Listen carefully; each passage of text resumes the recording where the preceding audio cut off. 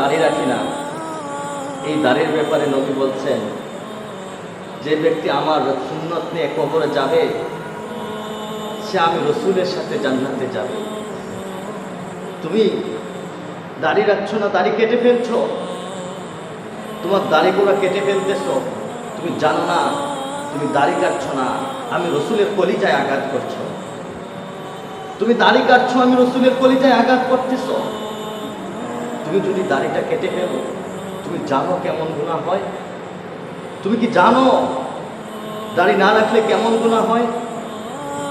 দাড়ি না রাখলে 24টা ঘন্টা ফেরেশতারা তোমার নামে গুনাহ লিখতে থাকে।